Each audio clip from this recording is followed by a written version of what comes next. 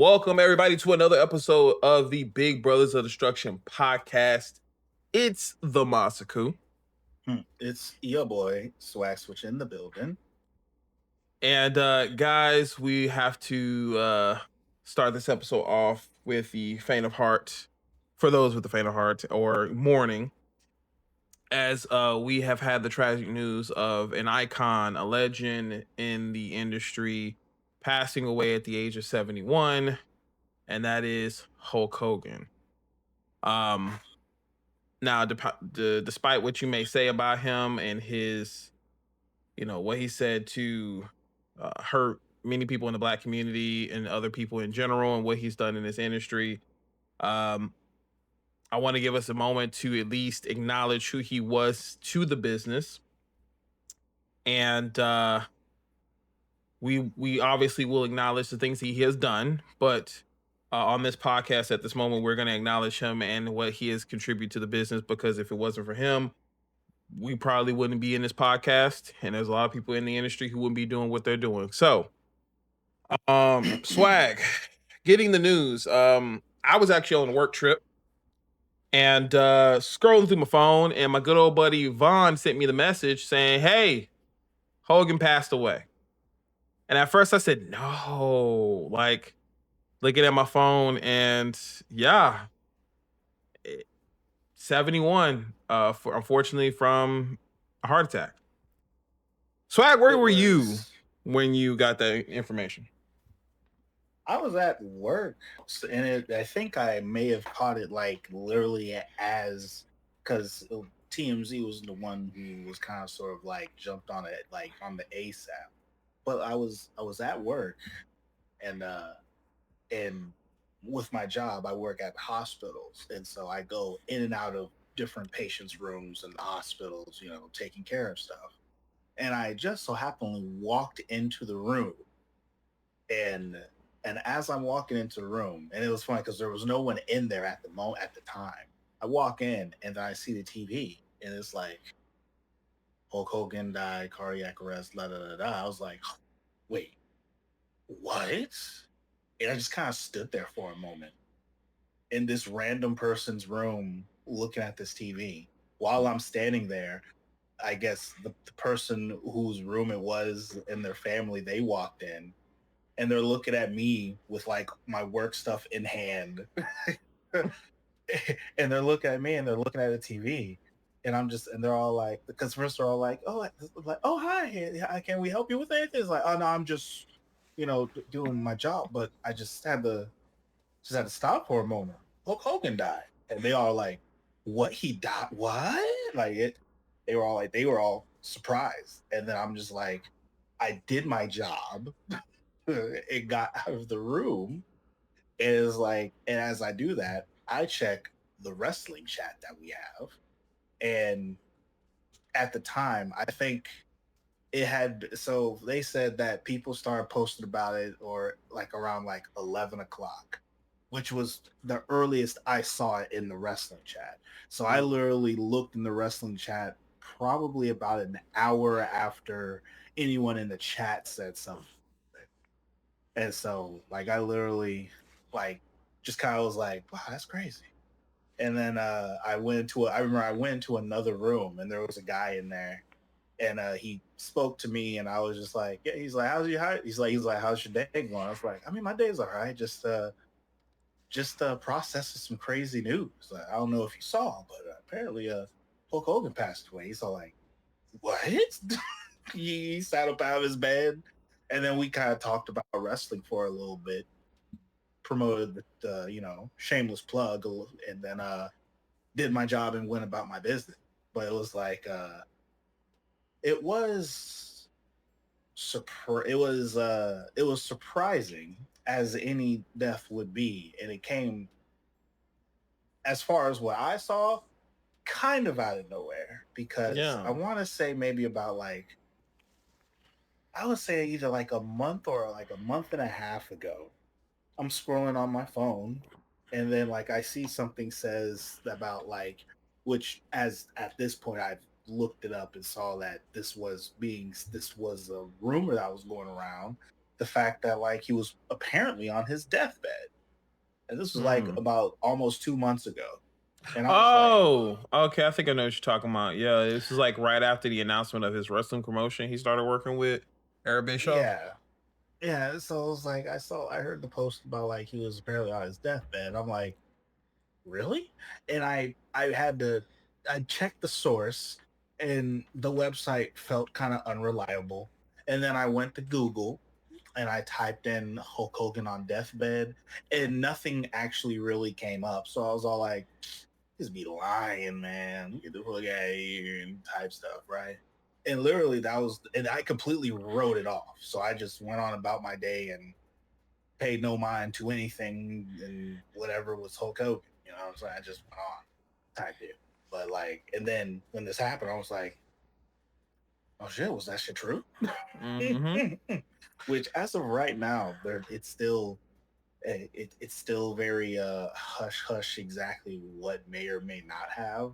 I've from some of the podcasts I've seen and whatnot of other people talking about it, they believe the fact that he was, because he had some surgery go down. He died He from a heart wasn't attack. well. It's like, what caused the extra bit was the fact that, or allegedly, I don't know for sure, but people were saying the fact that he had back surgery recently, and ever Oh, since yeah. this, Okay. and ever since like the back and neck surgery, ever since that surgery happened, wasn't he wasn't recovering correctly apparently. Now, of course, this is all hearsay because no one has actually spoke up and said what the true dealio was. Because one guy said Hulk Hogan's on his deathbed, but then we got Jimmy Hart saying, "Oh, the Hulkster's fine," 2 days before he dies. And But so, that's also a thing, with just society. You don't want to um worry people. You know what I'm saying? Like you don't want to be the honest, you want to get the honest truth. Like say if he really knew what Hulk's condition was and he was just trying to, get media and news away from him because yeah, when you're trying to heal, everybody's trying to find out like, oh, you're on your deathbed. Media is going to storm on that, right? Content is going to be made on that. And that's I mean, shit, you literally can see it from his death. There's nothing but memes, there's nothing but videos, there's everybody talking about his passing is a double-edged sword. That's what it literally is. It's a double-edged sword.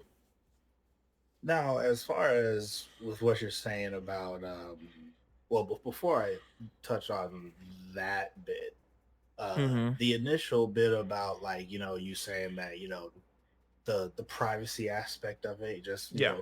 whether if he was actually on his deathbed, but we didn't want people to like worry about him, kind of thing. You know, I definitely get that, but also at the same time, he very well could have been a okay, and then all of a sudden, and that was it. True.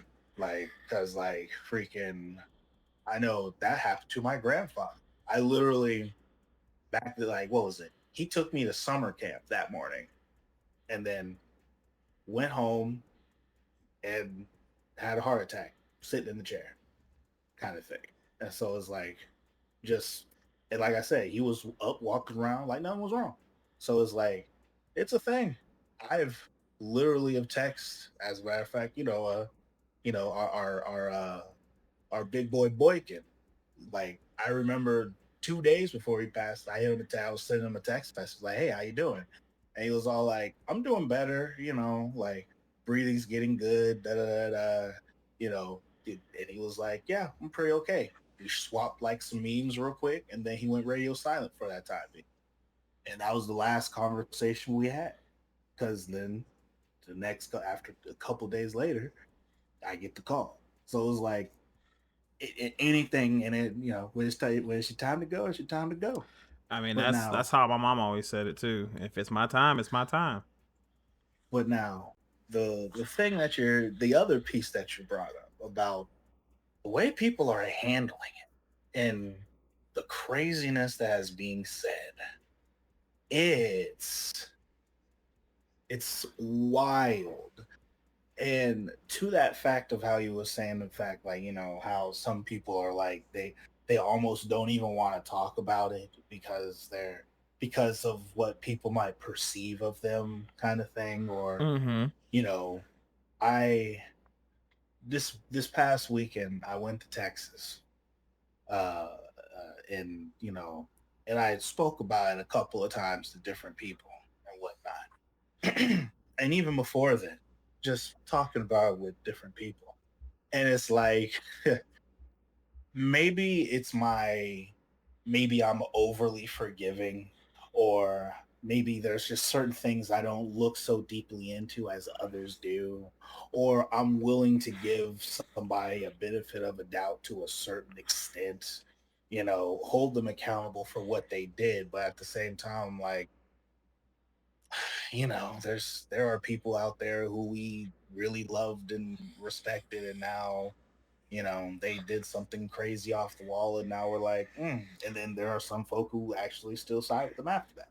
But however it may be, it's like anytime I would say something, I I found myself in an interesting situation where I would like say something good and then immediately get told the opposite of why what that was that I said was good was actually not, and kind of thing. Like I would give my hot take, and then they'd be all like, I see the thing is though, there was this and this and this that and the other, and it's just like, man, wow, we really out here, we don't want to give them nothing. Okay, hey. But at the end of the day, you know and to everyone who is watching, like, yes, there is a lot of negative that he has done. And for all intents and purposes, because of that negative, the bit of good that he did do has been completely tarnished for eternity, type thing. But then it comes down to that whole fact of like, do we look at the Terry Valleja side of it, or do we just focus on the Hulk Hogan bits of it? Because granted, it never necessarily hurt my feelings about him doing the whole N-word thing. It's a terrible thing that he did and whatnot. It's really Mm-hmm. bad. But there's a lot of wrestlers who have said some really bad things. That You know what part. I'm saying? And so, but it was like, though it's bad, and he did a really horrible job and did not, he didn't say sorry and then proceed to be a better person after. Is like, with that tarnish on his name and that tarnishment on his legacy that he's kind of sort of that he pretty much did for himself.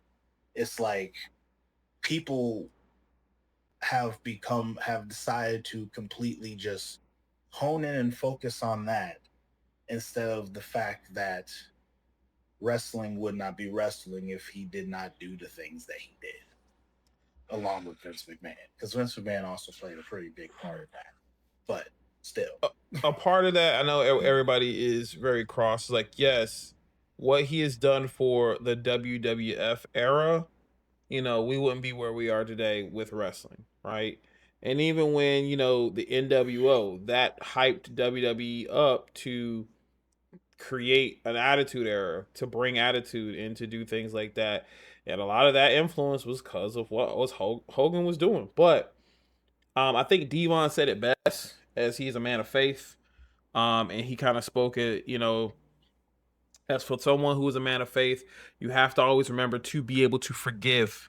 If you cannot forgive, then by the time you are going up to the upper room, you are being punished for that. I feel like I could say it best with just this statement alone. Uh, what Hulk Hogan did and what Hulk Hogan said can be forgiven if he took accountability, right? But we can forgive, but we can't forget. We shouldn't forget. yeah, You shouldn't forget. but we can forgive. Um, Yeah, and there's going to be folks out there who are going to be all like, like, can't forgive him. He dropped saying such things with the N word and blah blah blah. But it's like it is to a point where it's like you gotta look at like how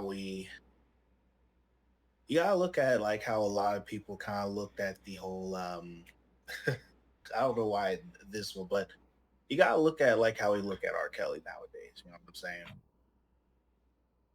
yeah, it's Because separating the art from the artist. you kind of have to. Now, of course, then because the other rebuttal I get is the whole fact of like, yeah, but Hulk Hogan, he betrayed his friends. He was, holding people back and holding people down and this, that, and the other. And, that's not going to work for me, brother, kind of stuff. You say that All also that. wearing a Macho Man shirt. I do. This is the closest thing to Hulk Hogan y'all gonna get from me. Oh shit! Yeah, I don't got no fucking merch. I'm not wearing no fucking Hogan shirt. But there's a lot of people who, everybody has said their 2 cents. I mean, Chelsea Green had to deactivate her social media because she was on um a news show and they were asking her comments about him, and she tried to keep it professional, keep it company friendly, and just said, hey, to who he is, it's unfortunate, this is not, and kept it very professional. And social media said fuck you for that. You were supposed to talk about his racism, you were supposed to talk about this. And it's unfortunate that we are in an era where, yes, even yes, we could keep accountability for that, but like if you are in a professional standpoint, like in a news like interview, I'm not gonna cause controversy. I'm not gonna cause controversy. It's not the right place. Do If she would have said it in her own platform, maybe, but in a platform that Mhm. is not necessarily her place to do and to cause an issue, that's not professional. And she's thinking about her career at the end of the day. And because of that, she had to, deactivate her social media because the fans just weren't not a fan of that. And same thing even happened to Devon Dudley as well. I mean, he, like I said before, when he was doing his episode, he was talking about how,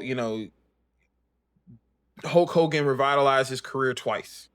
First time in Mhm. TNA, when he, lost a lot of weight and got in shape and everything. Um, TNA was like, yo, we're done with Devon. We don't see anything out of him. He says, dude, he got in shape. He's looking great. Let's give him something. And they gave him the Legends title, you know? And then, he was trying to renew his contract and all this kind of stuff. And then they brought him back for Aces and Eights. And Devon was like, if it wasn't for Hogan, I've been out of job for a little bit. And he's like, I called Hogan out on everything too. Like everybody is being called out on it. Mark Henry said fuck Hulk Hogan, and in a fucking DJ set. I don't know if you saw that. Oh yeah, that was hilarious. Yeah, he says in the honorable words of Iron Sheik, fuck the Hulk Hogan. And you know, everybody's saying rest in piss, rest in shit, like just everything. And it's just like I think Rest in peace is wild. Kevin Nash even said, man, like his family's grieving right now. Like give him that space, you know? Listen, that's the part that gets me because it's like it is, and I feel as if that's where a lot of people are missing the mark. You know what I'm saying? Because especially with it comes to relating to the whole racism part, because racism happens through hate, kind of. All right, and I'm guessing everyone's taking that Malcolm X approach to it all, and is giving hate with hate as opposed to Mm. of being the better person and doing the Martin Luther King aspect of it all. Is all like, sure, let's say we go with the fact that he's racist. Okay, he may have been racist, but I'm not going to do that. Mm. I'm gonna come at it with the kindness. I'm gonna come at it with, but no one's hearing that right No, Mm-hmm. no one wants to Nobody. hear. Nobody's Not hearing the even a Martin lick of Luther it. King on their shoulder. You know what I'm saying? Like, because as long as that's happening, that's why racism is going to continue, type thing.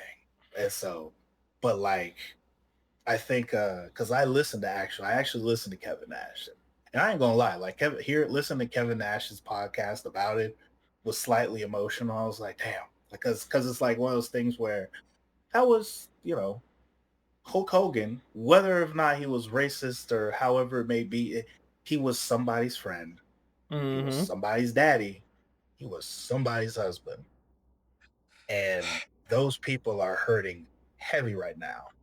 And in Did my you? mind, I'm like, can we, at least for Jimmy Hart's sake, if we're not going to do it for Martin Luther King, who died fighting to try and stop the hate, at least for Jimmy Hart, for just a brief moment, be all like, hey, yo, listen, we get it, mourn your boy.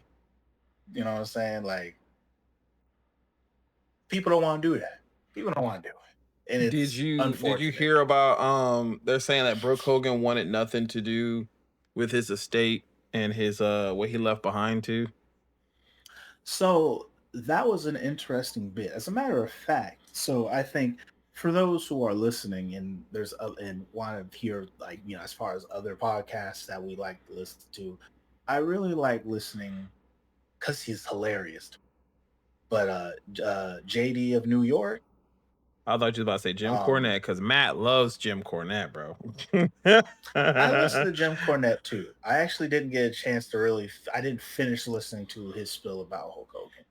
But Hmm. JD, um, he did, and I really like how he did it. He did a whole thing talking about Hulk Hogan and stuff like that. And he went into Hmm. like the deep history, and there was some stuff that I did not know. Like Hulk Hogan and his daughter, they actually had like a really big falling out, to the point where like literally Hulk Hogan never met his grandkids Mm. because of that falling out. Did Now, not know that. oh yeah, there was like a really big, which probably also makes sense why there was that whole deal with the literally the whole racist shit that popped up.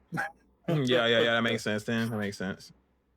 And so, and it's like she kind of sort of tried, but it just wasn't working. And so it's like they almost up to his dying day, they never really completely, like forgave and got over what their little bit of situation.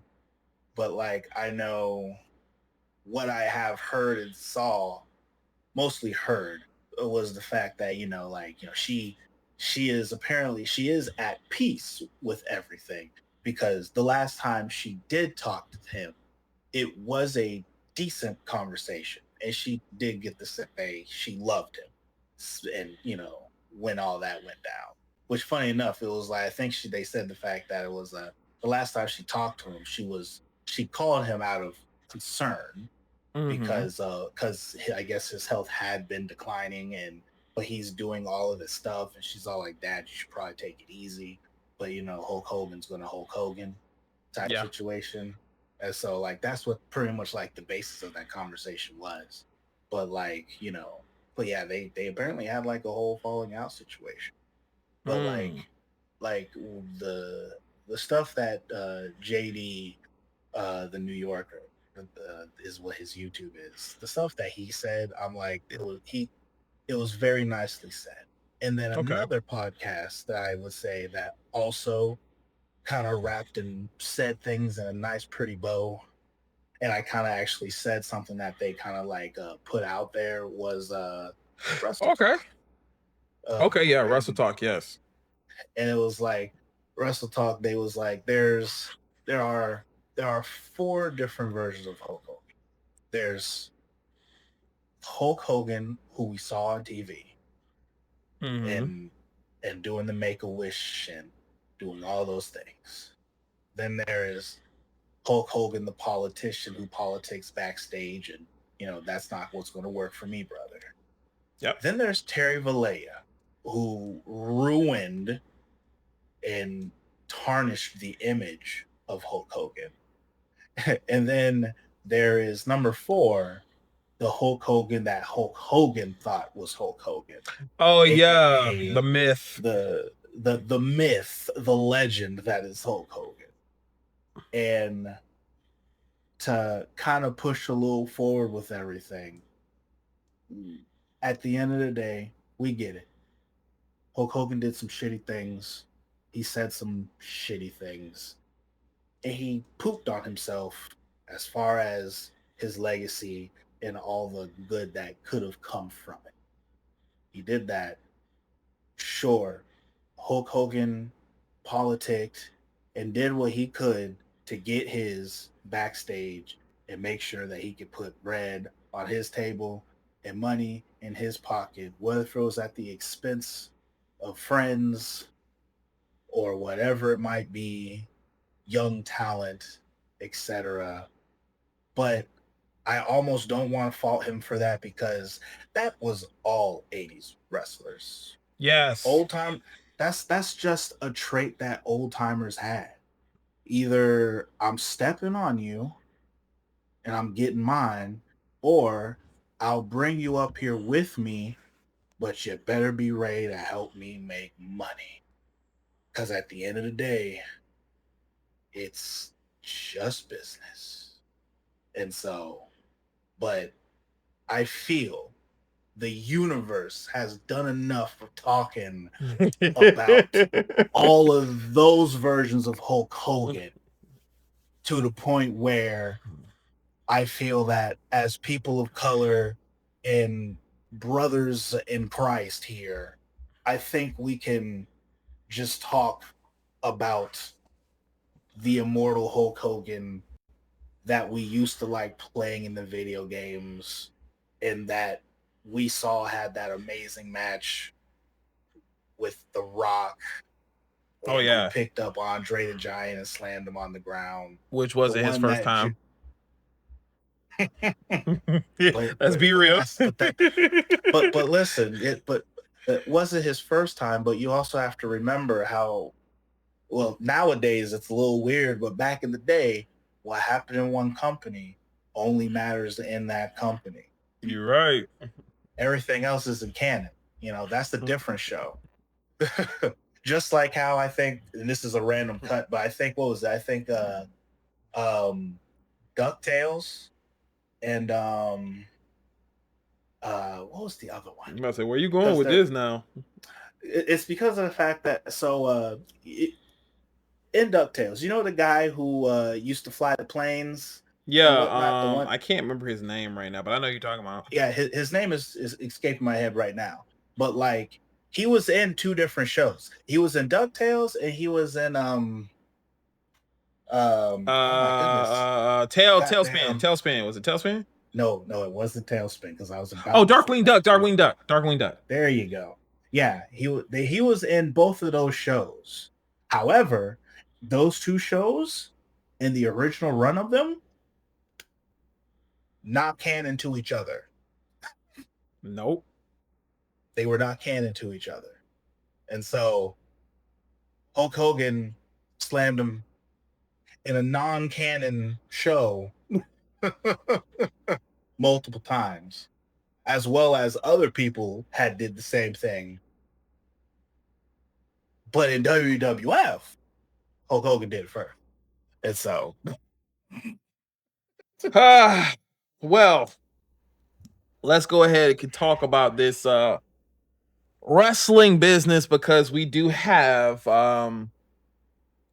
pay-per-view or PLE coming up, which is I still call them pay-per-view. Somebody still got to pay for tape. Someone still has to pay to view them. So pay-per-views are pay-per-views, whether if you want to call them PLEs. Premium live events. But we do have SummerSlam coming up, which if you wanted to come by, you're more than welcome and invited. It's gonna be Matt, good old Matt is gonna be back. Story is gonna be back, and then my boy Nuki is gonna be over here too, so you're more than welcome to come by and hang out with us while we all watch as well. And Speaking of which, when it comes to this card, though, what's this card looking like? I know I've seen a couple of times. I know I've seen what it. I ain't gonna lie, nothing is truly exciting me about this card, but maybe it's because I haven't ran down the final version of it. So let's go over that real quick. I believe this now, because as we are doing this, SmackDown will be technically happening Yes, tonight. So, and you know, as they we're like to recording be, this. yeah. And so it's like they, you know how they like to just add extra things, you know, just to honestly, in my opinion, to fuck with me, you know, or to make us be all like, "Ha, you should have waited till after SmackDown to record your podcast because there's a match you're not going to have to talk about." But Well, prediction wise, are we also throwing out our predictions? oh yeah, that's what this is for. Okay, That's why okay. we're Just making here. sure we're just not talking about it. You know what I'm saying? We throwing out I predictions mean, too. oh yeah, I mean, we could talk about it and throw out the predictions. And the one thing that I am going to say, comparably speaking, I feel like that. Well, actually, I can't even say that. But like this card and the build up for this, to me, was kind of better than WrestleMania. I'll be honest. And they didn't even have a whole lot of time to build, which is a problem. But you know, I feel like this card alone, to me, head over heels better than what WrestleMania's card was. That's crazy. Speak on it. As Trick Williams like to say, let's talk about it. Let's talk about it. Hey, I ain't gonna lie, Let me man. talk. I ain't gonna lie. I was not a super Trick fan, but man, with him in this TNA title, bro, I'm like Trick and A is this shit popping. I actually don't want to end no time soon. Let's keep this shit going. Bro, let's talk about it. Fam. Let me put it this. One thing that I observed from watching TNA in NXT, Trick Williams, and I kind of like how this has just kind of been a thing, but like they don't really talk about it, but it's like this man has two different crews on the different brands. When he's in NXT, he's got oh my goodness, what do they call themselves? But it's three of them. Goddamn, Javon Evans literally just got done fighting his ass. Oh my goodness. But see, now I'm gonna have to look it up because for some reason it is drawing a blank. Literally like but top flight, or not top flight, that's AEW. What's the one in TNA? hold on. As Swag pulls up, But typing up a storm. Okay, there we go. That's what I needed. Wesley. There it is. So when he's in NXT, he's with Wesley and his little crew that he has, right? And so that is when he's at NXT. When he goes to TNA, he's got First Class, which is AJ Francis and that one other dude whose name always escapes. Yeah, because I haven't completely. I saw a picture where someone called him S.A. Rios once. I was like, why? Yeah, literally, that's it was like crazy. It was literally a picture of him when he got put through the ladder at their pay-per-view. Yo, yes. And they was all like, "Hey, yo, why they got S.A. Rios out here still wrestling?" I'm like, "Wow." Yo. First off, deep cut, because who out here talking about S.A. Rios still, or even remembers S.A. Rios, which they get points for at least remembering him. Damn. Nah, it's still a violation though, because I saw that photo too, and I was like, "Damn, that's crazy." Yeah, I ain't gonna do that shit to homie. But yeah, like he literally has like two different groups who got his back on the two respected brands, and so it's great. It's been fun. Yeah, I just need heel Trick, but let's go back to this card. People like Trick way too much to just accept. heel trick is John Cena right now, but I prefer heel trick better. Like, I prefer heel trick better too. yeah, He because better stay a heel. I don't want him to be a babyface. as I've said before, and I'll say it again, this John Cena heel turn has fallen absolutely flat, and it's not doing anything. Let's see what happens People, at SummerSlam. Okay, let's give it another shot at SummerSlam, bro. I'm telling you right now, and you know what? Since you want to say that, we will start at the top. I was going to start at the bottom. I was going to start at the bottom and work our way up to this, but we're here now. John Cena versus Cody Rhodes in a street fight. Okay. I'm gonna be honest with you. I got no faith in this match. I don't care.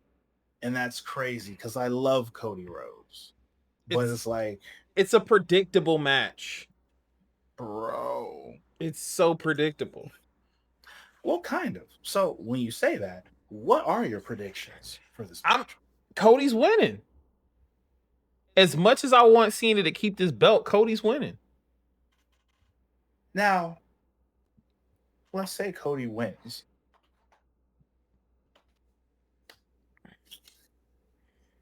What next?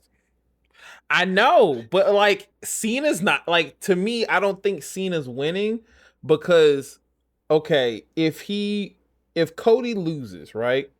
Then what now for Cody? It's the same thing either side. So Cody wins, beats John Cena. All that technically does is set up for a rubber match. The rubber match that we never got with John Cena and The Rock, but who's counting? And they have to have that one last fight, kind of thing. And if that is the case, that means the one last fight is going to be on Survivor Series War Games. And so, but then it's like, where? Now, on the flip side, if John Cena wins, are we just going to say that he's just going to ride off into the sunset with the title? And that's what I want. I want it. I want to see what the fuck they would do, because it's like there's so much interesting, like, what happens. You know what I'm saying? That's the part that gets me. It's like, okay, what happens if he actually walks away with the title? That's the interesting part. See, I wish it was interesting, but it's not. Because you don't care about this the turn. Well, see, that's the problem. I did. I wanted to. I've tried, brother. I have tried. But they have done nothing. I will say, with CM Punk, I will at least say that they kind of piqued interest a little bit. Because if we look down this line right now, okay, you know, the first heel turn happens. And this John Cena that we get out of, the Rock doing his little and all this other stuff, is we pretty much get, crybaby Cena talking about how he's been used and abused and now he's gonna ruin wrestling. Cool. All right. Using the that's what we get from that. And then he gets the belt. And then he's still kind of sort of wanting to ruin wrestling, but now he's just trying to show himself as, I'm doing this for me and I'm taking the belt because I'm the only real champion. And then we get the Randy Orton stuff. And it was like the build up going into Randy Orton fighting for the title was I mean, the only reason why it was kind of cool is because, well, Randy Orton himself is kind of cool. But Randy Orton can only drag this heel John Cena so long, so far, so hard. Okay. And then after that, we get the kerfuffle with uh um R-Truth, Which went nowhere. which brought back Ron Killings to do absolutely nothing. Absolutely nothing. And so maybe we'll see him in the street fight, because if they do, maybe that'll pique my interest a bit. That might What you mean, pique like, me. is it him interfering it? Yes, because as far as I'm concerned, with everything that R-Truth did not truly get his lick back on John No. Cena. As a matter of fact, when him and John Cena had their match again, that's when we got that dumbass pipe bomb. Ooh, you know, and so What the fuck, man? yeah. Ooh, hit that Scott Hall. Ooh, fucking. Never do that again in your life. You've never seen Scott Hall do that shit? No, I remember. It's the way you said it. Ooh. Oh. Yeah. So it was like, so that happens, which once again, the fact that we're just gonna act like Ron Killings has nothing to do with John Cena still just goes to show how much of a I can't wait, I guess, to actually watch the whole backstage shit about what's happening backstage on this John Cena heel turn, because it's I don't think Unreal shows anything. it's maybe they shouldn't, because Lord knows it's bad. Like it's So you're saying you think John Cena is winning? There's a part of me that thinks so. I hate it. I feel I almost feel like old me now, because I'm like, man, I really hope John Cena doesn't win this shit. And because I don't want him to win is the exact reason why he's probably going to win this W. You know what? I might retract my statement. Only because when you brought up the point of, okay, so if Cody wins, then what? And it's like, you know what? You are right. Then what? Because if now let me clarify. This is if Cody wins, then what? In the regard of what the fuck are we going to do about John Cena now? Yeah, that's the thing. Yeah, that's why I'm like, damn, you got a point. Because he's got 10 more appearances left. Was he going to lose and be all like, you know what, you guys? Maybe I was right. You were right. I was like, maybe I was wrong about not liking you guys. You know what? I'm sorry. Should we go on that date again? That I said. Yeah, it's like I take back everything I said. I love you people. Hustle, loyalty, and respect. And his name is John Cena. Or because I've heard some interesting, banter about with Cody winning. What if Cody Rhodes actually does sell his soul, and The Rock comes out there and looks at Cody and gives the and then he betrays and does the heel turn on John Cena to make John Cena become the good person now, because that's how that works. But the thing about it is, a double turn a heel. You turn a heel with a worser heel. But the double turn, it has to be organic. You can't do that.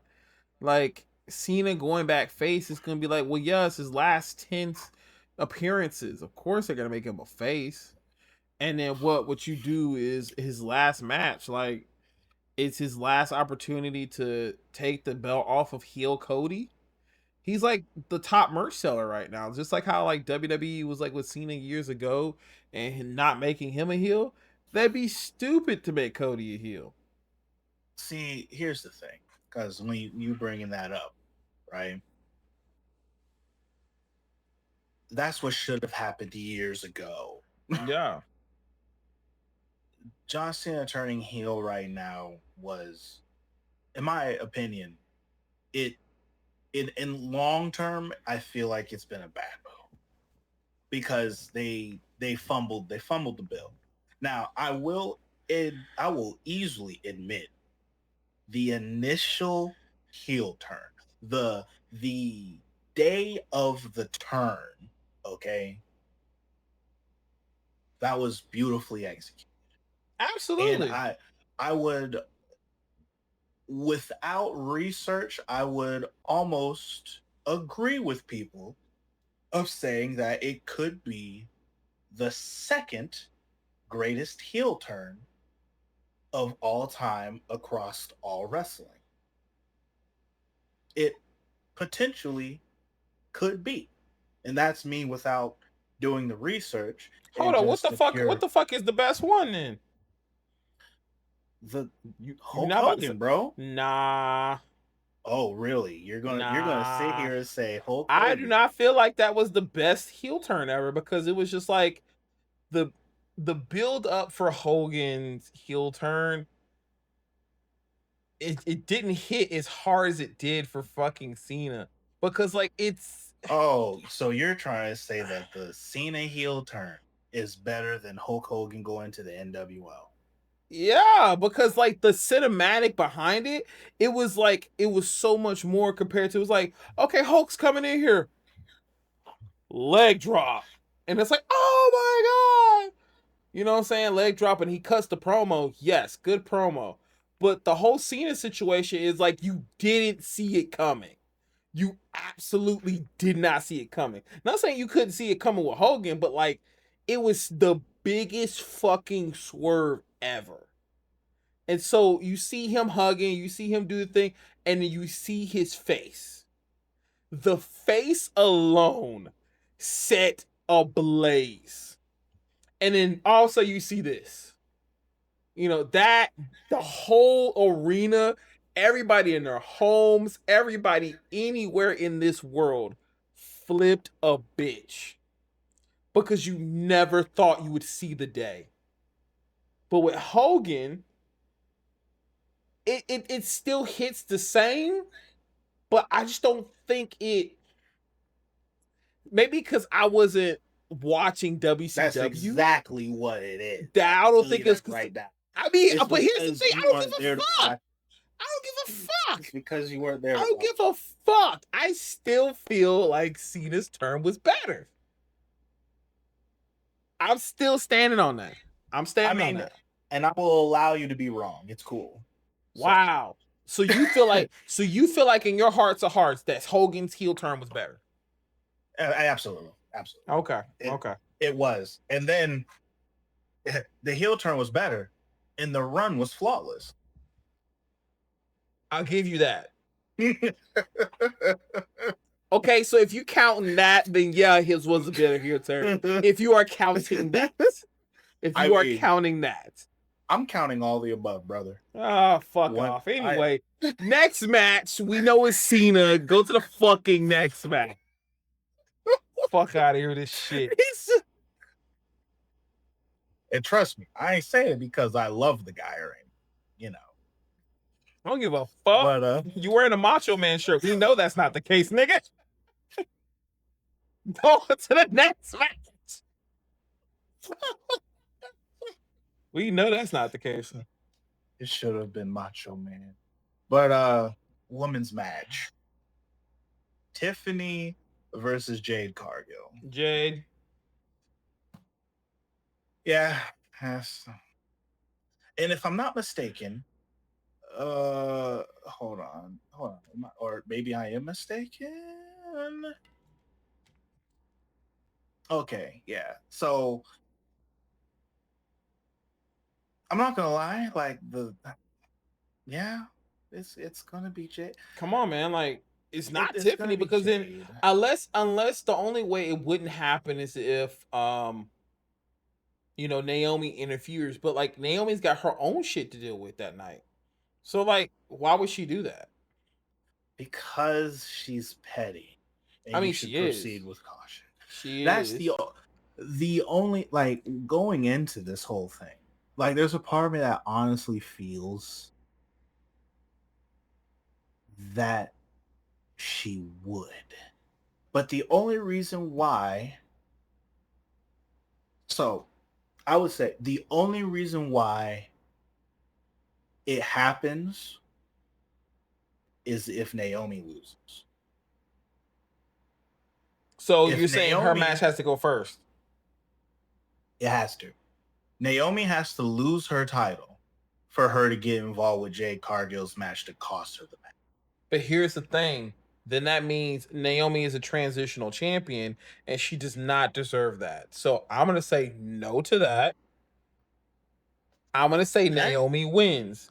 And you know how I'm going to say Naomi wins? And we're just going to cross these two matches out right now.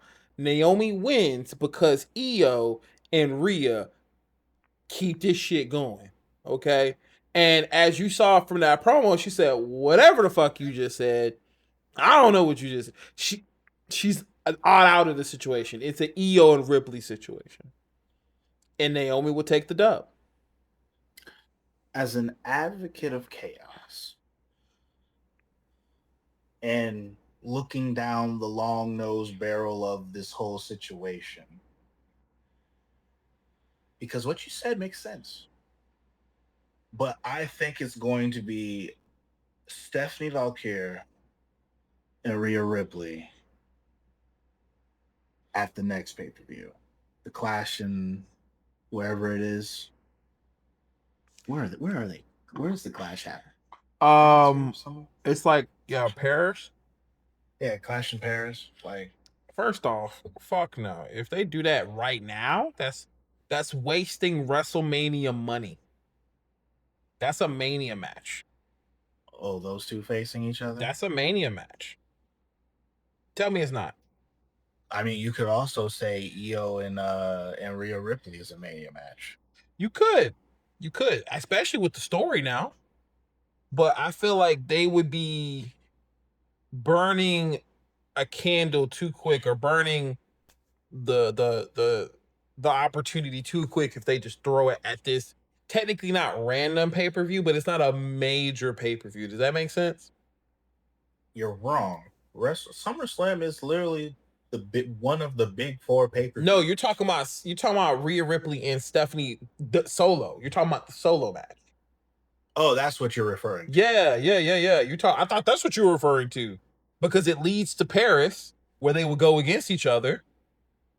And I thought you were just saying the fact of Rhea getting the belt in that particular aspect, being the one that goes forward into that. Yeah, because I would say you would save that for a major event. Because if you do it at Paris, that's not a major event. That's burning money at that point. To me, that's just to me. I don't know. It's a weird spot, but like that was what I thought. But at the same time, well, no, but at the same, because like with the way everything is set up, if Rhea was to win, she would have to beat Naomi. Like whoever wins would have to beat Naomi. Yeah. They're not gonna give it back to Io Sky. Like Io Sky, I know for damn sure ain't nothing. Oh no, they're not giving that belt back to her. Like, especially since she did absolutely nothing with the belt. Not her fault, but it is what it is. I love how you emphasize not her fault, just emphasizing on that shit immediately. Oh, absolutely. Because she could have done plenty of great things, but instead, she literally had her match at WrestleMania and then defended it against Rhea Ripley just for it to be taken by Naomi. That was literally the extent of her title run. Yep. That's all she did. But like, yeah, it's one of those situations in my mind where it's like the chaos in me wants Rhea to win. Or not wants, believes that Rhea is going to win.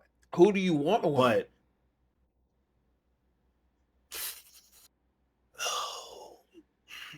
say something stupid. Say something fucking stupid. That's the problem. I mean, who do I want to win?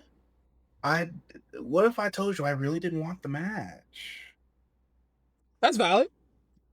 Because I don't want Naomi to lose the belt yet. Like, just Let me this put it this cook way. a little bit longer. I would have rather it have actually been Naomi versus Stephanie or something. Or Yeah. I Give her a singles match. Yeah. I don't want this triple threat foolishness. I almost feel about this match the same way I felt about the WrestleMania match that was had. Yeah. With the three of them. She's just being put in it. Being put in it and shit. Yeah. Put in it because the other two are just well, we're doing the whole bitching and complaining thing and whatnot. Yep. Which, by the way, on the short that you made, think you're funny, trying to make it sound like I didn't know what the fuck I was talking about. Piece of shit. But it's all good. It is all good. If people can read between the lines, they understand exactly what I'm talking about. It is the fact that it didn't need to be a triple threat match. Rhea was only put into that match to sell tickets. And because of that bit is the same reason why we have this shitty John Cena heel turn, because The Rock was only put in that situation to sell more tickets, to get more people to watch, because everyone at the time loves The Rock. Now, The Rock The Rock is tarnishing his legacy. Tarnishing his legacy right now. Fucking it up. I'm gonna need him to listen. Sometimes you die a hero or live long enough to see yourself become a villain. That ain't gonna work for me, brother. Lord. Anyway, so knocking out those all realness though. Yeah, Naomi should take it. Jade obviously gonna take it. Yeah. However, when if that fuck shit do happen in that Naomi match, just remember what we said here, what I said here today.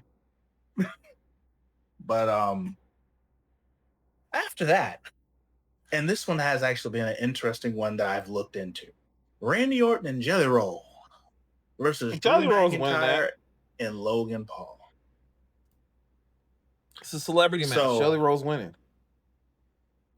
So I learned a bit about Jelly Roll in this process. I actually watched Steph McMahon's little podcast thing on accident, to be honest with you.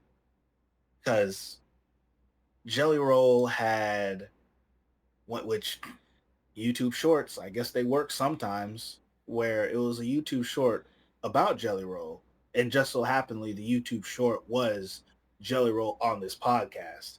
So I ended up listening to the podcast.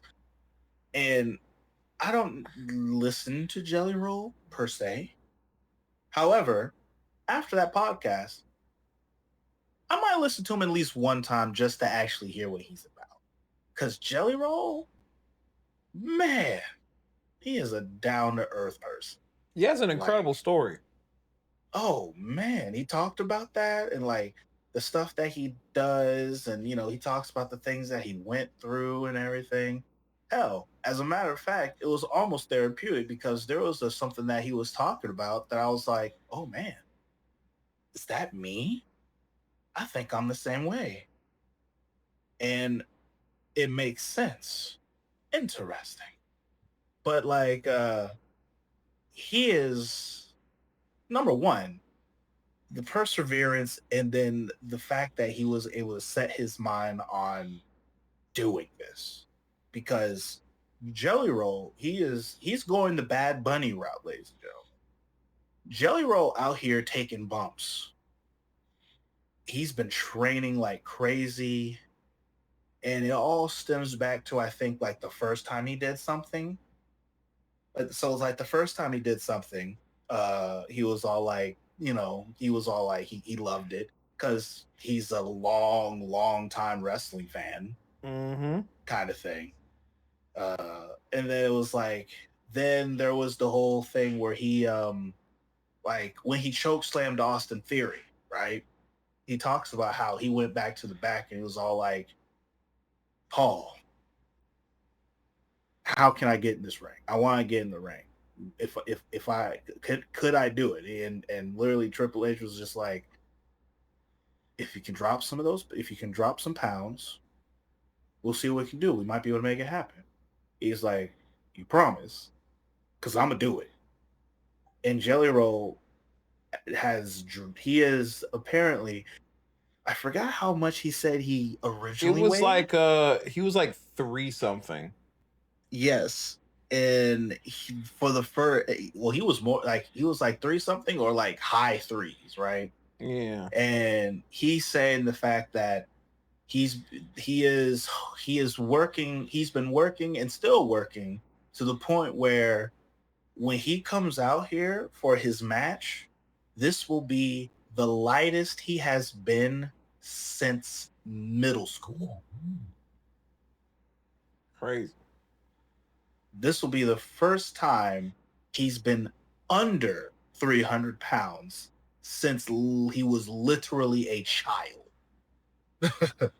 I can So, understand that from a guy my size too, and trying to work on that as well. So kudos to him and his determination right now. yeah, fam. And his determination was literally because he's like, Triple H said that if I drop this, I can get in the ring and I can wrestle. And the thing is, Jelly Roll has literally paused income coming into his pocket to do this. That's Like, crazy. he literally canceled because, as an artist, you get paid when you do your shows, Yep. kind of thing, from the ticket sales and all that other shit. He has canceled shows to do this because it Hey means yo, that much to him. I mean, to be honest, if you had the opportunity, Swag, would you not do it? Oh, of course, like that. It's a no-brainer. Listen, wrestling, I wanted to be a wrestler first. It's just that music was cheaper to figure out at the beginning. It's become it's become more expensive nowadays to the point where I'm Mhm. like, damn, I could have used all this money I've spent on doing these tracks to get me some tights and get in the ring. But it is what That's it is. crazy. And so Randy Orton and Jelly Roll versus Drew McIntyre, who apparently was stuck in England for a little bit because he left his fucking passport. I think that's a work. I don't know, but if it's true, it's absolutely hilarious. I totally think it's a work Could because you like imagine getting stuck? Not even in his home country. that's what I'm saying. That's why I feel like it's a work because it's like a part of me feels like okay, like it's SummerSlam and this match is kind of bent on you showing the fuck up.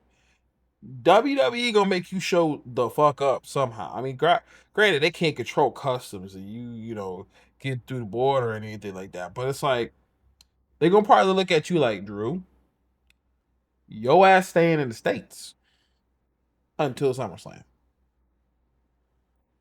Now, because you brought up that particular bit here, and actually, hold on, something is awry. Is there something that I don't know? What's that? Because so because I have not just completely memorized what was the list.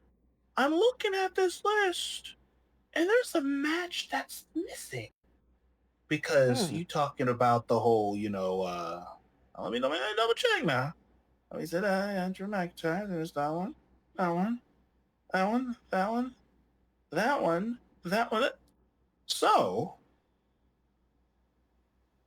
because going off the whole idea of it being a work, what happened to CM Punk And Gunther? versus Gunther? That's still happening? I don't see it on the list, brother. Well, I mean, they literally just cut a promo about it on Raw. So like they're showing the Okay, fuck well, up. but the I thing see that what you're saying. I see what you're saying. I'm just Um, like let me see. I think Story sent it to me actually. about The Gunther. card, no, the card, the full card. Um, because he sends me a lot of stuff sometimes. because I did recently see a video of like when CM Punk like got out of the ring, he like fucking like bumped his back on the fucking apron, and people are all like, "Is CM Punk hurt?" And I'm like, "That motherfucker better not be." I doubt that's the case. If you think he, the build up for this match, I don't think would be stopped from that. But I see what you're coming from. I see where you're coming from and your concern, but that match is still supposed to happen, to my knowledge. Okay, I'm believing. Uh, uh, okay, all right. They just for some reason just didn't have it on the card. For some reason, the Yeah, they card said fuck list. you. Apparently so. Listen, I They said they decided, heard you talking shit. well, since it wasn't on the card and I brought it up, do you think Seth Rollins is going to show up? I feel like it'll be really interesting because like we want to make sure he's healthy. You know, we want to make sure he's okay. We want to make sure he's not But actually injured. do you think it's a work? I don't think it is, but I hope it is. Because that way I know he's still healthy. But at the same time, with the way that they're pushing Braun to being like, I run this shit now. You're not even giving the chance for it to build up like evolution and, doing the whole thumbs down shit or whatever, like, Batista did. So it's kind of difficult to say that because we never got it, we never gave it a chance to cook. And now he's already calling himself the leader. And if Seth's come back and he's like, yo, you said you was leader now, the fuck you talking about? Like, it's gonna cause beef, I would think. Or So, maybe, Seth might be like, yo, because you held down the fort. Thank you. I don't know. I don't know how that's gonna work. so as far as that piece that you're speaking on, um, first to say, I actually think Seth Rollins is hurt. That's what I think too. I think I don't think it's a work. Now, as far as like the Braun Breaker, taking the reins and this and the other, I do find it interesting, a little different. That's kind of like where we're at right now.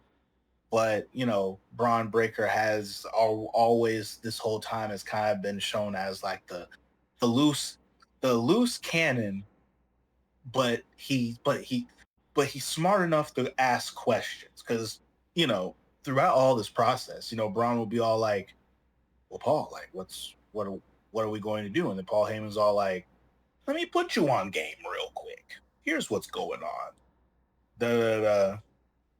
Just sit back, relax. The plan is working." And then the plan would work, and this, that, and the other, and all these things have been going on. And that's been like a constant thing with him and Paul Heyman to this point where now Braun Breaker's like, I've been educated. I know what I'm doing. What is that? My girlfriend's computer just started making noises. Oh, that's Anyway, scary. yeah, I know, right? Let me know if you see some weird shit happening in behind me or something. No, But if you ain't blowing up, you good. but so when it comes to the match though, I'm gonna hit you with this discus, Larry. Okay. Oh shit. So match is going. Da, da, da, da. It looks like CM Punk is about to, and all of a sudden you hear, "Burn it down." You hear the pyro go off. CM Punk is all like, "Oh hell no!" Everyone thinks Seth Rollins is gonna come. Motherfucker no shows. Gunther gets up behind him, chokes out CM Punk, costs CM Punk the match without even showing the fuck up. Gunther is I still champion. I get with that. CM Punk loses. I get with that because the true story is those two going at each other constantly. That is the real Because story. even in his absence, he said the one thing that I will make sure that does not happen is you win the belt.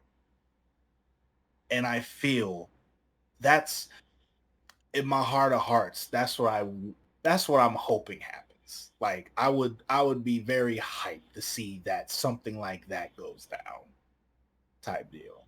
You know, that would be great. But yeah, I think Gunther wins this. I mean, that's a no brainer. I don't think CM Punk is really gonna get a title reign while here. I don't feel like that is his mission or what he should be doing. I Um, want him to like. I would not would actually, and this is about to sound like some crazy shit I'm about to say. The okay. fact that like because of my past history that I know a lot of people know about me with CM Punk, but I would not mind seeing him win the title. It's just the fact that once he wins it, it's like who's getting the rub to take it from him? Like who is he fighting once he gets the belt? Kind of thing. And Okay. as like, you know, like where's the story at with it? Where on the flip side, CM Punk chasing this belt around has created not just this belt, but chasing the belts around has been such a story in of itself. And with the random people getting in his way and stopping him from getting the belt, at this point, I do think it has to. It's almost going to look like a situation with you know, the Bloodline and Cody, where it's like Yes. now since he's dealing with Seth. If Seth comes back and he still has a fucking group, because you know that's kind of up in the air with the way thing looks.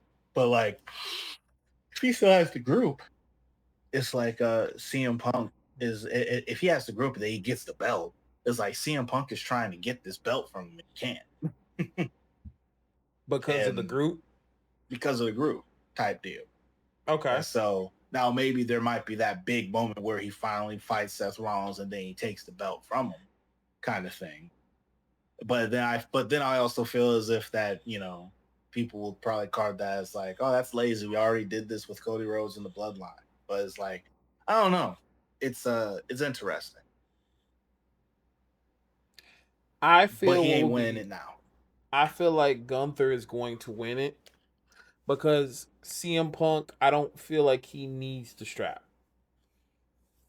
He doesn't need the belt. He just doesn't. He doesn't And need the belt, he's unfortunately he has Penta energy right now. but at least CM Punk wins. I don't mean it like that. I'm just saying right now, fam, because I meant to actually ask you. I meant to actually ask you about Penta's match in that gauntlet and how they just let Braun Breaker beat him.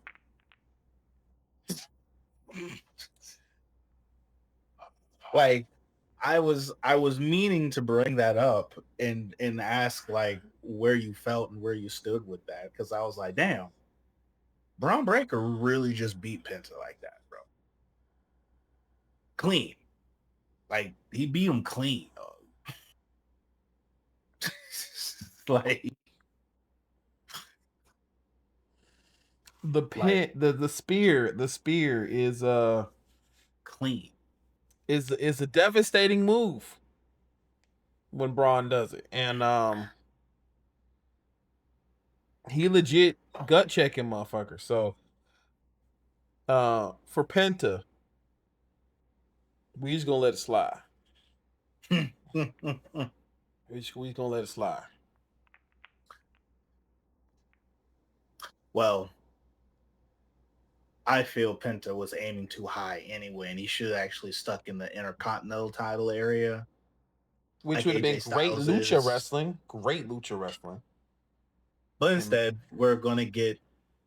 I still would say it's great lucha wrestling because we got AJ Styles and Dominic. I'm talking Which, about like it's in two actual luchadors going against each other. damn, that's how you feel about AJ Styles, huh? That's what we're doing. Nigga, anyway, let's move on. Damn, you. So that's all. That's all you got with. Yes, Dominic and AJ Styles. That's Oh, you all talking you about got okay, with? that match? Okay, that match. Yes, Dominic wins. Intercontinental title Dominic wins. match. Dominic wins. He has to win. He's actually on a good tear with walking around with the belt, showcasing it everywhere. Like and also him bringing it to AAA puts more eyes on the product. Because WWE, that's kind of why they do certain things. They put a belt on somebody who can have reach in other platforms. That's why Trick Williams has the TNA title. TNA and WWE have that partnership with NXT and TNA. So you put an NXT guy with the belt, and then you bring the NXT title. You bring the TNA title to NXT.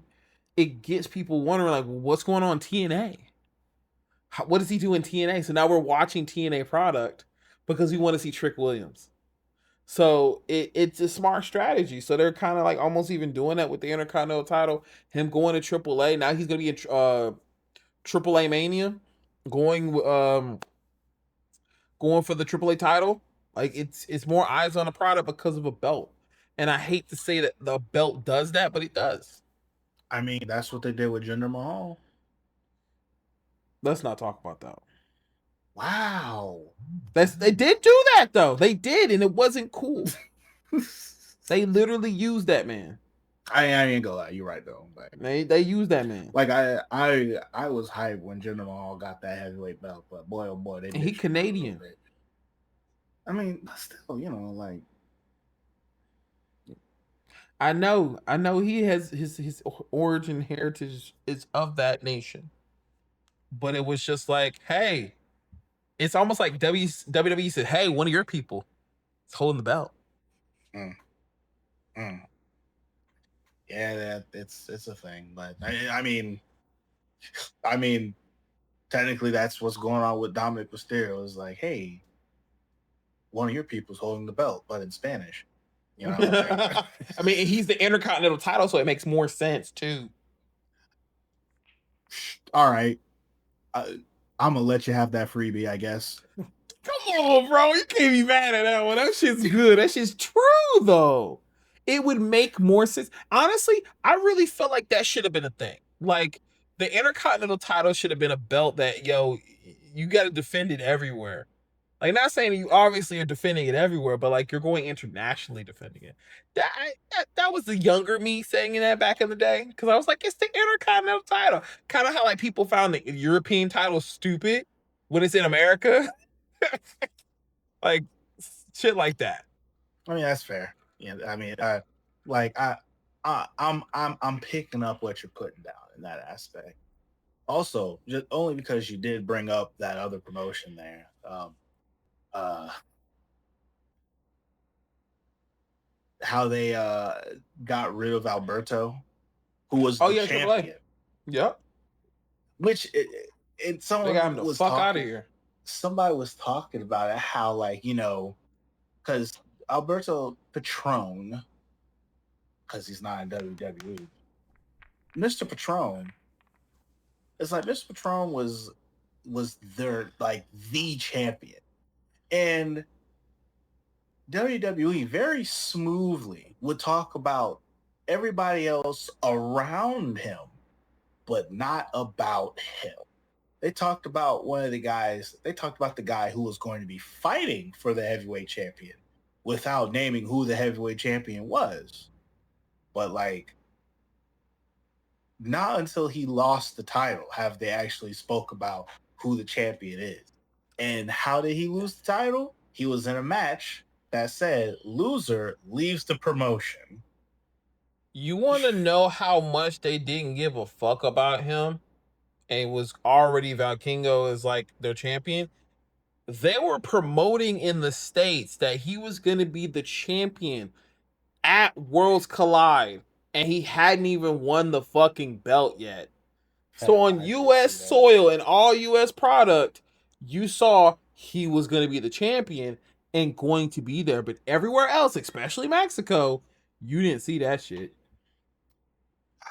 You know, it's funny that this keeps coming up, but like when you do stupid shit and you tarnish your image, you know what I'm saying? You fuck up your own legacy.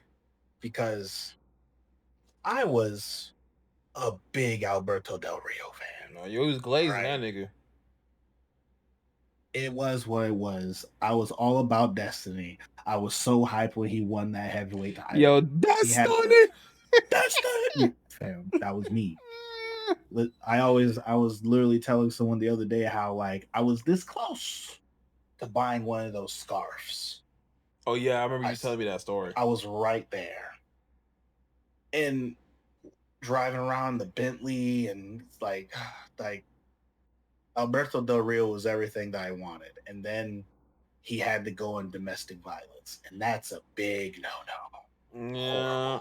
And then he proceeded to just be an absolute he proceeded to be dog water, bro. Just all the way up until his last thing that he did which was the whole kidnapping thing that he also did, but was acquitted and it's not on his record no more. So he allegedly, So he allegedly, but still, it's such a bad look. And so it's like I can understand why WWE is like, listen, we don't want to be associated. You got to get the fuck out of here. You want this partnership to work? He has to go. And he's gone. Nah, they were probably like, look. Normally we looking out for our people, but bro, like you kind of gotta go now, dog. Like we fuck with you, but we don't fuck with you. We fuck. Actually, you know what? We just don't fuck with you. Let's be real. We just don't fuck with you. Just keep it a buck, homie. I'm sorry. But, so yeah. Dominic Mysterio going over. I agree. Goddamn right. And if I did not say it, I also think Randy Orton and Jelly Roll are also going over that match. You got it's a fucking celebrity match. Of course they are. Like I'm pretty certain they're going over. Jelly Roll's going to do something dope. Jelly Roll out here trying to bring slams back. Look, if he does something dope that I would think like he ain't gonna do. I'm trying to think what crazy shit could he do. Jelly Roll 450 splash. Yo, if he actually does that, you gotta also remember. You gotta remember who's taking that. Who is taking that? I mean, Drew McIntyre is a sturdy young man. Nah, Drew McIntyre already makes comments about people, you know, being like heavy set and shit like that. Not saying he's doing it like an asshole. He's doing it as a heel, but him taking that bump. It's probably like Kevin Nash back in the day when he knew Big Show could do moonsaults. He was like, "Oh, word, I ain't taking that shit."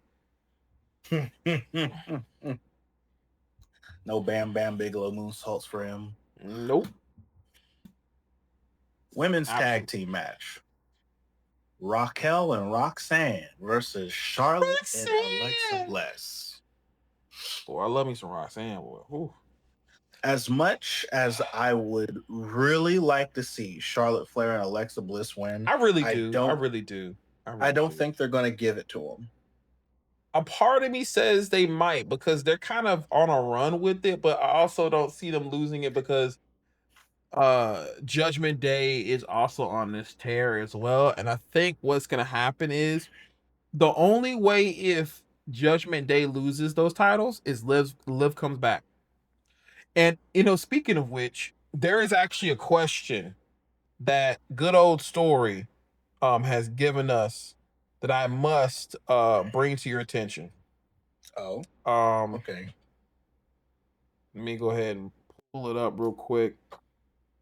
He actually put it in the comment section, so if you haven't checked it out, it's on there. He put it on one of the videos, specifically the one about the Becky one, which great video. Love that. Love the outcome of how that was. That took me a while to make. But story says, so I have a question for you boys. At SummerSlam, if there would be a surprise return or first appearance, who would it be and what match would it happen in?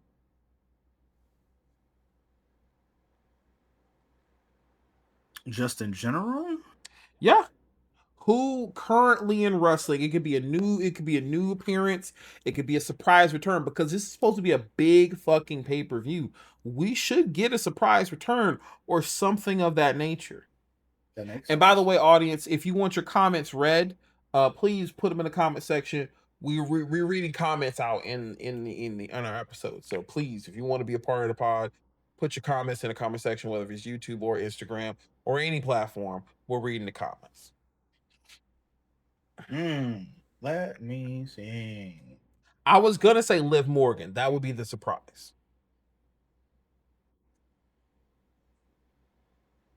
I feel that that's, but I feel that it's way too soon. Because, however, there is also the fact that, like, because what is it? Freaking Finn Balor has been really driving the fact that it's going to take her forever to come back. He's like, every time they bring her up, he's all like, listen, I've had the same shoulder injury. You know what I mean? Like, and it took me like 8 to 9 months to come back, type situation. And he's been driving that fact that shoulder injuries take a long time to heal from, a lot. So because of that, just for that wow factor, I could possibly see that being a thing. Yeah, because I mean, like, it was a dislocated shoulder, and normally, so a lot of people with a dislocated shoulder, they pop that bitch back in, and they But still going. it's all in how it's done. Because Oh, of once course. again, as Finn Balor said, that's why we're in the alternate universe where it happened to Finn Balor and he did not have a championship reign as the Universal Champion. And he would never have another one because of it too. Unfortunately, I really hate that. Like that one situation has fucked him forever getting another title shot. I'm gonna have And to now, think on that piece. I'm gonna have to think on that particular bit because I don't know who, or in looking at the list of matches, I don't know for what match. I mean, Um, Seth Rollins' return could be a thing, saying and hoping he's not hurt. That's a surprise return, but like, as in a new appearance from like a hot, fresh, talent, or maybe an up and coming talent. I think somebody was saying that somebody was going up soon. And Britt Baker. oh well, I don't. I feel like Britt Baker, if we were going to do anything, Britt Baker would show up after Jade Cargill wins the title. And also you'll see Jade the match. no. Just Jade wins the belt. And as Jade is holding the title, Tiffany's leaving the ring, you hear, "Bum, the doctor will see you now." And you're like, "Oh shit, what the fuck?" And they do the face to face because now it's like it's an AEW rivalry in WWE. Okay, that's a thought. Can't tell me you wouldn't pop for that. I mean, like you may not pop for that because you're not really that versed with Britt Baker and what she did and all that kind of stuff in AEW. Now don't get me wrong. I mean, against what everyone else says about Britt Baker, like I was blind to the Britt Baker hate in the very beginning, and I thought when she first came to AEW, I thought she was great. And she So is Britt Baker DMD. coming here would be interesting. It would be interesting. I don't see it happening. As a matter of fact, I don't even know. Well, she's trying to go to WWE. That's the thing she's been waiting on is her contract to end with AEW, and her contract's been gone. Tony's gotten rid of her. So like the Oh, possibility that's is actually there. been confirmed. Yeah. Oh, I didn't know that was confirmed because I know that there was some rumbles about it. I just never finished Well, looking into I it. might have to look back again, but I heard that he finally got rid of her. Well, not her contract ended or whatever because he's been trying to get rid of her or some stuff like that. But I may be incorrect because just of that. But I do feel like if anybody, it would be her. I don't know any other people coming back, and they're not bringing back Matt Cardona. That would be dope. But like, even with that, what would the fuck they bring him back for? Well, I can tell you right now, as a person who's been watching TNA, Matt Cardona is the invasion angle is getting set up right now, and Matt Yeah. Cardona is kind of sort of portraying himself as being on Team TNA right now to help fight the, as they've been calling, the outsiders, the NXT coalition type situation. Mm-hmm. So there's that. But I don't know. I'm gonna let that stew for a bit because I Okay. don't know. Because I'm looking at these matches. I'm just trying to think of someone who could do the thing. But when it comes to this women's tag team match, um, yeah, I think they're gonna keep Roxelle and Raquel with it. Perez and Rodriguez over Flair and Bliss. But I wish Flair and Bliss would get that dub I because I will like this agree. little sister thing they got going on here. I will agree only because I think truly them doing what they're doing right now is pretty dope. But I feel like they're saving that moment for when Liv comes back. Oh, with them having the tag team titles and stuff like, oh yeah, absolutely. Yeah. Like everything with Judgment Day is kind of locked up a little bit until these belts, which is part of the reason why I feel also the fact that I think Dominic is going to beat AJ Styles as well. Mm-hmm. However, whichever match happens first, because these matches aren't necessarily in order. Whichever one happens first, if one person drops the belt, then that means I feel they all gonna drop them. I And mean, then Finn and JD are gonna be the only ones with belts, and they're just gonna be all like, "Oh, look what happened." what happened? Like how did we get to this point? How did we get to this point? So Lyra versus Becky in a false count anywhere, anything goes. And the loser, if she loses, she can never go for the Intercontinental title again. Yes, that there. I think Uh, Lyra's gonna get this dub.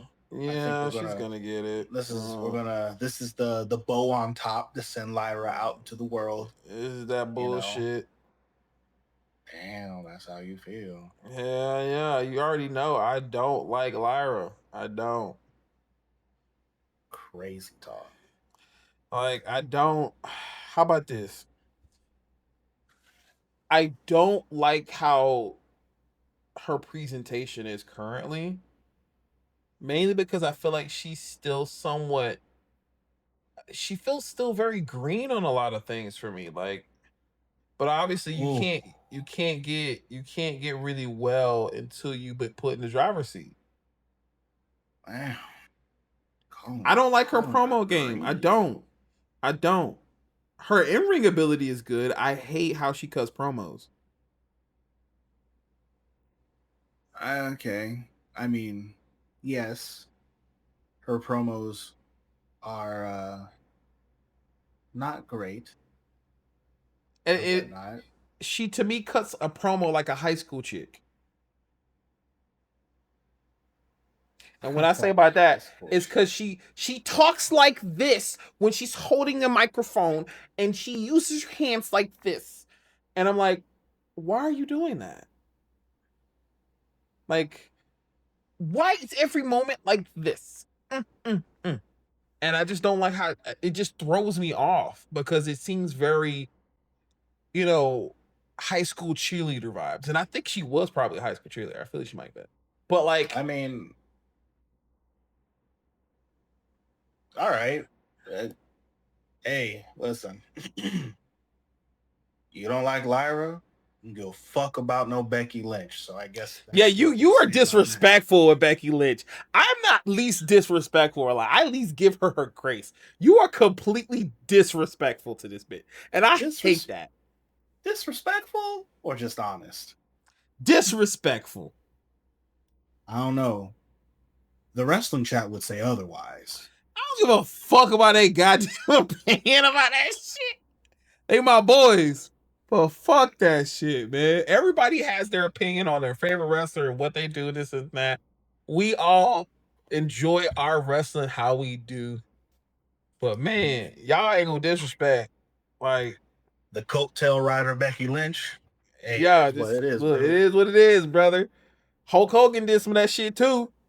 A lot of people did some of that shit. I'm gonna fuck. Respect. No. Hulk Hogan rode nobody's coattails. People rode the coattails of Hulk Hogan. I mean, you got a point, but let's put some respect on the man. And I don't even like calling her the man. I don't like calling her the man at all. No. Big time Becky. I will. Big time Becky. I'm not calling her that either. No, you I forgot you a hater. It's okay. I will call her Becky Lynch. Nah, Becky. It's that hater talk. That's why she's losing the belt. Solo versus Jacob Fatu for this in a steel cage. This one is actually going to be interesting to me because I don't know what's gonna happen. It's hard to call. If Solo loses, then that completely dookies all over this NFTs group that he's got going. Yeah, but then another Samoan has to come back.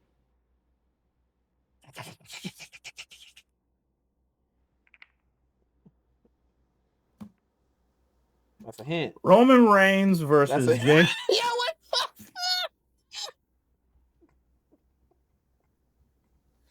So you just gonna ignore the Yep. That's crazy. He did it on live TV, but you're gonna ignore it when I do it. That's crazy. Fam, like I can't stand it, bro. And the fact is the fact, like, because like it almost feels like, like when you do something and then like everyone's all like, oh man, that is so great. I'm glad that you did that. But it's like you only did it was only meant to be like a one-time thing. Like you was just in the moment and you did it. And then all of a sudden it's like a couple days later, it's like, hey yo, bro, remember when you did that one thing? Hey yo, do that shit real quick. And then you do it and they're like, yeah. And you could never live it down. And then now you're in front of like a large group of people like, hey yo, real quick, yo, so my boy does this thing, right? Hey yo, bro, come over here, show him, do the thing. And it's that fucking Bart Simpson meme where it's like, hey yo, Bart, let's do the line. Yeah. And everyone's all like, yeah. That's what I feel. Because then after he did that one time, every time you see him, it's that. And then it just becomes like his catchphrase. Just, everyone says their thing and then he just, yeah. And then he walks the fuck off. You know what I'm saying? Like, and then they did this one thing where there was like you know how they at football when they're always like Jacob Matthews, West Philadelphia University, Go Raiders. Oh, You know, yeah, they- yeah. it's failed. They did that shit with the Bloodline. And it's like Jacob Fatu was like, Jacob Fatu, I love you, Solo. And then you know, what's his name? He comes up on that. He comes up on there and he does like, he's like, yeah, university. I'm like, There's no fucking way. No, you gotta show me that shit. You gonna have to show me that shit, bro. You gonna have to show me that shit, bro. I don't believe it, bro. There's no fucking way they would do that. Oh my god, he's searching it. Oh shit, nah. But I do believe he will show up because it's the only way. Because Solo's not winning that clean. Oh yeah, no, there's gonna be some there is gonna be some Death Riders levels of shenanigans, bro. Like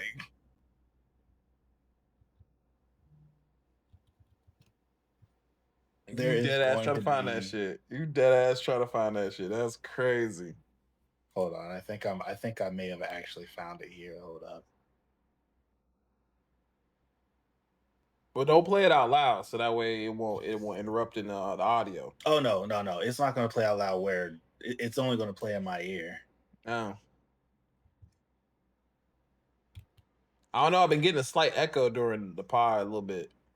Oh, it might be because my headphones are loud. I'll turn them down a little bit. But yeah.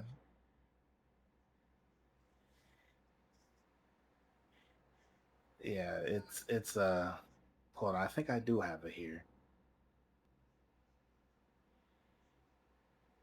Here it is. This is it. There's when you hear it, Send it on the Discord. I'll check it out after the pod. But hell no. Nah. Yeah, I put in the thing, and so and yeah, so like I mean, yeah, it's I think Solo's gonna take. As much as I would prefer Jacob Fatu to win, it's like Solo's not going to lose after getting Tall Atunga. You know what I'm saying? Yeah, no. He's probably gonna break the cage. He's going to pull a Kane. It's gotta be. That's gotta be a Tonga. Tall Atunga. That's gotta be a. That's gotta be a Tonga. Yeah. Oh, and he's taller Tonga. He's a taller. He said he's taller. And he's a taller. Holla. Oh God. Theater alone comes out, hits with the let me holler at you, player. I got taller with the holla. Holla. Actually, if somebody could do that, somebody could do you know how they do the WWE 2K teams and shit? Put Tala Holla. Come on, man. Just do that shit. If I had the game, I'd do it. If I had the game, I'd do it. Roman Reigns and Jey Uso going up against the as they've been referred to as Braun Breaker and Bronson Reed. I feel like Braun's winning. No. The thing about that match is something would have to happen, but the Brauns kind of have to win this. But knowing how they normally do take home, like go home angles, and I don't think there's going to be anything that happens on SmackDown with them. No. But normally when they do go home angles, whoever goes over in those angles is normally sometimes the person is losing. Yeah, I mean, when you open the book of booking, yeah, yes, that's like the booking 101. Yeah. However, I really need them to break that number one rule, which I feel is the number one rule of booking, is to break the rules of booking to make True. it work. But I True. feel I really want Brunson Reed and them to win. And I even more so, like, I want them to win, and I need Roman Reigns to be pinned. Like, because that's the only way they get over. Because Jey Uso ain't shit, bro. Let's be honest. He ain't shit. It's just me, Oos. It's just me. You know what? There's so many. Have you seen the video? There's like there's a content creator who does that. One word. Four letters. Stop. Or like whatever. Yes. Whoever that person is. Fuck Cody Rhodes. Dick. Yes. That shit is stupid. I hate it so much. I hate it so much, bro. I hate it so much, but I'd be like, the whole time I'm watching it, I'm like, I watched like 7 of them. And I'm like, when is he gonna do stop? When is he gonna do stop? When is he gonna do it? And he does like everything else but stop. And I was just like, so I watched like 7, 8 of them. I just kept watching them. Why would you do that to yourself? Why would you not? Why? Such torture. No, it wasn't. Shit was hilarious. Absolute foolishness. There's a part of me though, when it comes to this, like I feel I want them to win, and I need Roman Reigns to lose. But though they really haven't played into it or anything, and I know Paul Heyman brought it up, but I feel that would be a kind of a little cool thing if they play on the fact of, you know, Roman Reigns, like a little bit of weird dissension between Roman Reigns and Jey Uso. Now, though we're not talking about what happened on, like, you know, the Raws and everything, but when Roman Reigns came out there and he was talking shit to Paul Heyman, and he had the audacity to say that Paul Heyman ruined the bloodline, I'm looking at Roman Reigns like, really, nigga? That's really what that's he's standing on what he believes in, bro. He believe that shit. Paul Heyman ruined the family. He believe that shit. He's standing on that. Crazy. He's standing on it.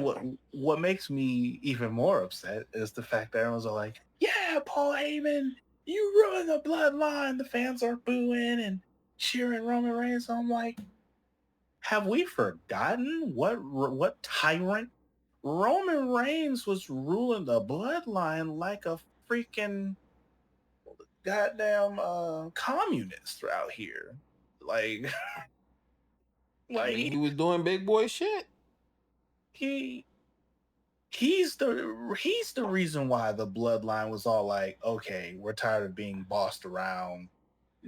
Like this is Roman. All right, y'all. You know, we so quick to forget. But it's me, the tribal chief. You know, your tribal chief.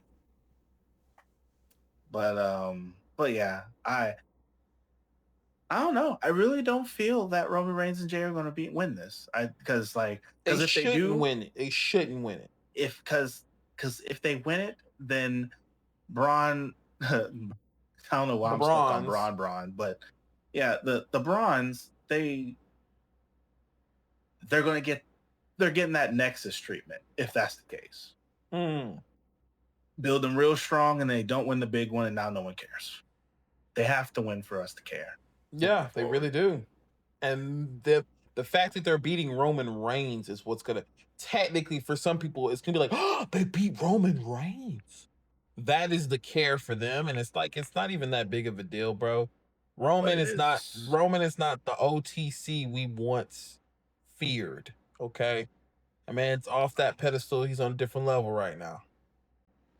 I mean, I think I still think he is. I don't know what you're saying on that. Man, look, he's not the what 3-year champion that he was. He's not that dude no more. Yeah, no, he's not that dude. He is the OTC One. Yeah, you would bring up that dumbass shirt. Which would mean he's better. And one skills. That's what it means. And one. Roman Reigns and one. Yeah, that's not the first time. That's not the first time I've heard that joke, which goes to show how bad this is. But yeah, we need the Bronze to win this. But talking about caring, actually, I didn't mean it in that way. But Karrion Kross, Sami Zayn. I like how you try to flip that. Karrion wins that. Because when I said caring, it was more so like I don't think I actually care about this match, which is crazy work. Damn, that's crazy. Like I think I want to care about it, but it's like because if I'm trying to understand what Karrion Kross is trying to get across, is that he's trying to get Sami Zayn.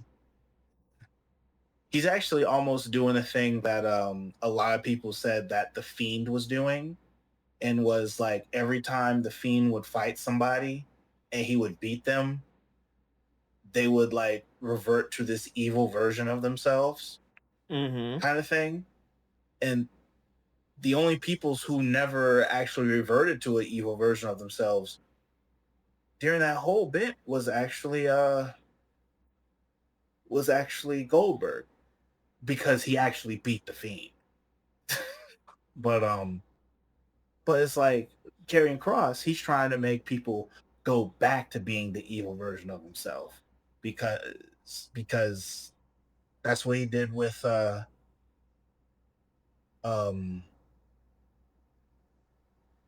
my goodness, Xavier Woods, which then affected Kofi Kingston.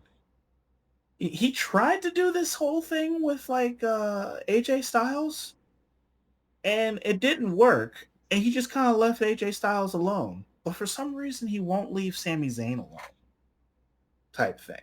Because Sami Zayn ain't got nothing else to do. And so it's like, because KO's not present anymore, and we don't know when he might be back. Yeah, because he's got a broken freaking neck, and so. That's crazy. But it's like, if Karrion Kross wins, like, is that supposed to signify the heel turn for Sami Zayn? Like, is that what we're going to end up seeing? Or I guess so. Like I'm trying to understand what Karrion Kross is trying to get across. What is his point he's trying to get across? What is Karrion Kross trying to get across? Yes, essentially. But at the end of the day, I also still think I feel Sami Zayn is going to win, which, for all intents and purposes, to me, kind of makes this match like useless. Sami Zayn's not winning. You don't think he's winning? No, because he won the last one. It's a better story to me to see Sami Zayn won the last two.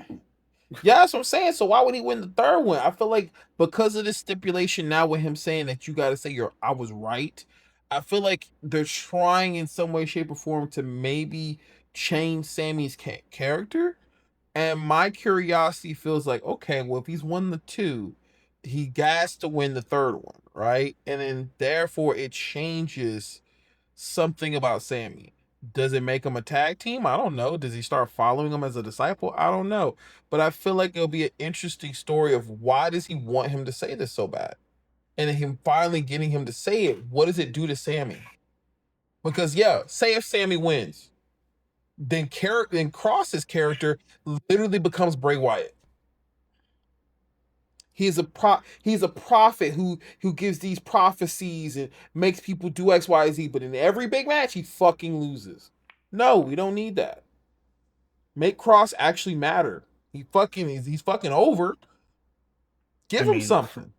with the definition that you've given already, that's what he already is. Because, like I said, he kind of successfully did it to Xavier Woods, but he didn't do it to AJ Styles. And AJ Styles beat him, and that was it. AJ Styles beat him, and he never went back to AJ. With Sami Zayn beat him once. Karrion Kross came back. Sami Zayn beat him again. Now, maybe you're right, because that's the same process we did with Lyra and Becky,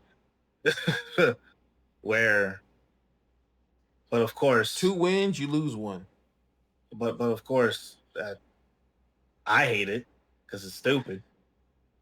Like, I know how you feel about it, but I hate so it. it's like, I but like, and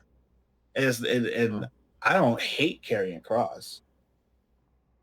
I didn't really ever like him a whole lot. He's kind of grown on me at this point, but it's I don't know. It's not doing it for me. But hey, we'll see. It's one of those deals, like, it makes sense that Karrion Kross should win, but I just want to see Sammy get this dub and move on with life and start getting ready for, KO to come back or whatever. KO ain't coming back no time soon for that. Man. I'm just saying, that's the biggest story they keep KO, having and using with him, is the constant back and forth with those two. They don't ever let Sammy do anything else outside of the Bloodline stuff. What are you talking? Outside of Bloodline? Outside of Bloodline. So we're just gonna act like Sami Zayn's Intercontinental title run never happened. It did. Okay, we talk about the heel one? You talking about the heel one? Yes. Okay, but again, they made him a heel, and yes, it was fun. But what I'm saying is the story behind that, it doesn't hold. It didn't hold. What are you talking? It hold for quite some time. It was actually a slow burn. He went on this because before he was short hair Sammy, and then he went on this whole conspiracy theory situation. He even had someone, I forgot who it was who he had with him now, but it's like, yes, Shinsuke Nakamura with him at one point. Was it Shinsuke? Maybe it was. Yeah, Shinsuke was with him for a minute. But it's like he had like a small little group for a brief moment of people who was following and believed in his rhetoric. He had. So wait. So you telling me you think Karrion Kross is gonna feed off of that? That's what Karrion Kross is doing. Karrion Kross, his whole motive is to remind Sammy of that Sammy. Because he's like, you're not a good person. You're not a good guy. And all this other stuff. And Sami Zayn's all like, bro, you're weird. Go away. Because Sammy, I'm guessing in this particular case is repressing it. But it's like, that's what Karrion Kross is talking about. He's talking about old Sami Zayn, who was on some conspiracy tinfoil hat shit, and the reason why Sami Zayn has long hair right now, back when he was walking around with that ugly ass, almost looked like it was dirty trench coat, talking craziness like that. That's what he's talking about. That's what this is all about.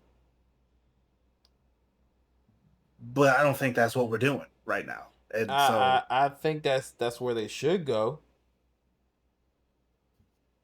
Maybe. I mean, but I don't think that's what we're doing right now. I just don't see that. I just don't see that being the thing. Okay. But I mean, maybe they're actually going to push Karrion on this.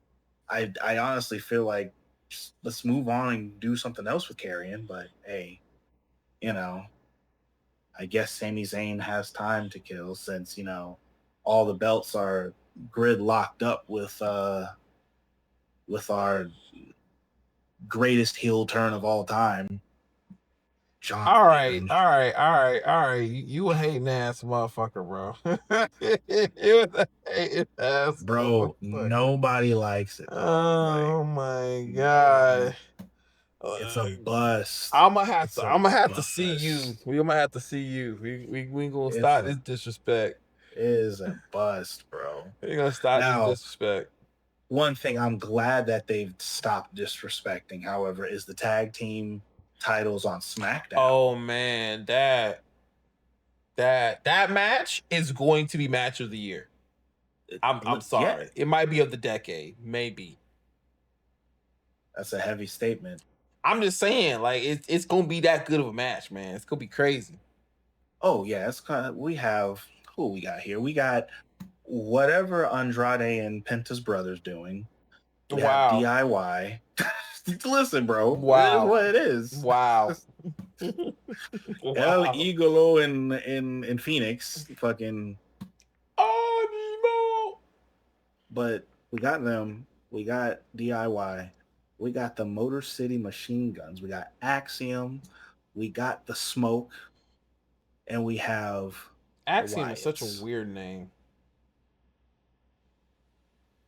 Yeah, it's a I feel as if like Axiom probably has like some meaning behind it. Like Axiom probably like means like speed or something. I have to look up the word.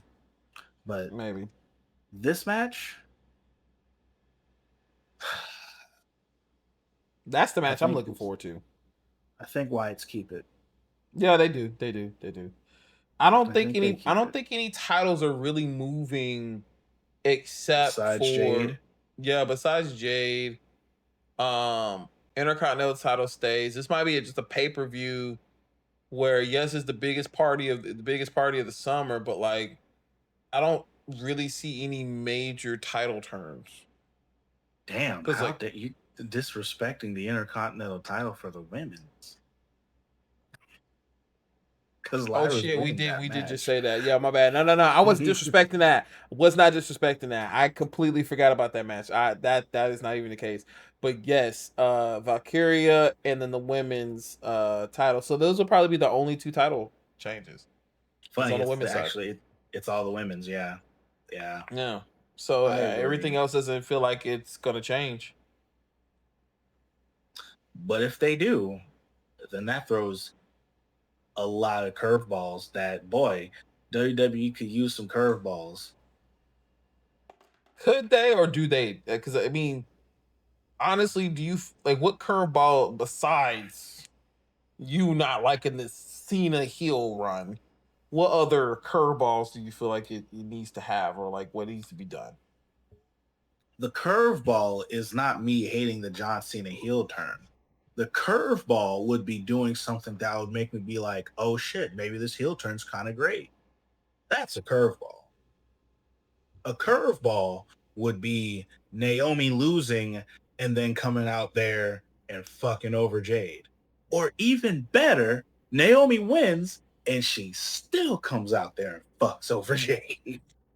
That's a curveball. Okay. Now that's right on schedule, though. That's right on schedule, actually. That's not even a curve. That's right on schedule. I mean, you was right. That's right on schedule. It's like, that's gonna happen. So yeah, so like that's what I'm talking about when it comes to curveballs. You know, something now make me be all like, oh, this is interesting now, because that's what I like. That's what I want. That is what's wrestling. That is what's great about wrestling. That is what wrestling needs to be, and sometimes is and sometimes isn't. But yeah, that's the long ass card because it's 2 nights. Yes. So, and this is a long ass episode. So, I mean, listen, there was 2 very big things that was talked about. Pause. SummerSlam and goddamn Hulk Hogan. And listen, regardless of what people say, personally, I'm gonna say rest in peace, because at the end of the day, A life was lost. A life was lost. Yes. And who knows? Because we can't judge him. But hey, in his time of leaving, he was going to church. And maybe somewhere in there, he may have gotten right with God. Who knows?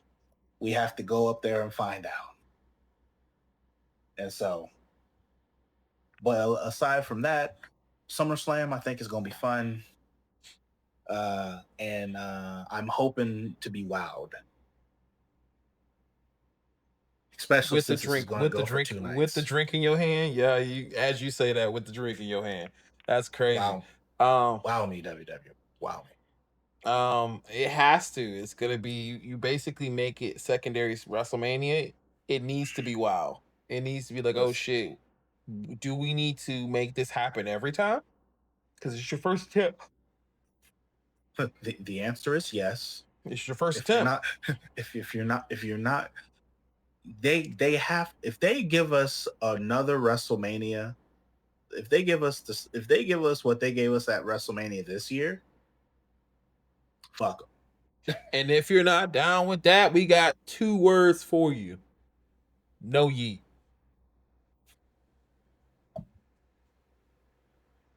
Yeah. No yeet.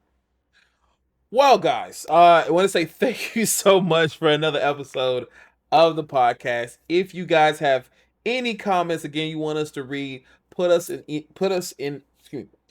your comments in any of our forms of media, whether if it's TikTok, YouTube, Instagram, any of your questions, and we'll be able to read them out in the pod. So that way we interact with you guys as well.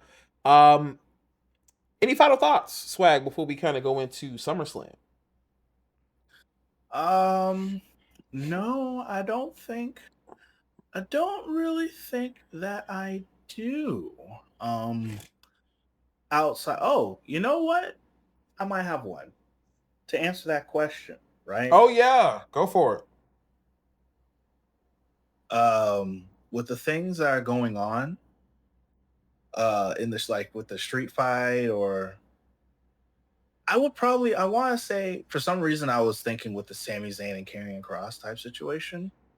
Freaking if I was gonna just to randomly bring somebody up, bring up that faction on NXT, with those that kind of reminds me of the Shield a little bit. Fuck, what is their name now? Boy, the name. Why are the names escaping me? It's because it's late. But if you haven't watched NXT, there's like this little faction that's been like, they literally just like, it's like 5 dudes.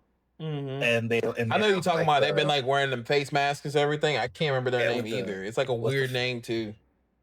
It's like they show up and they just completely like wreck.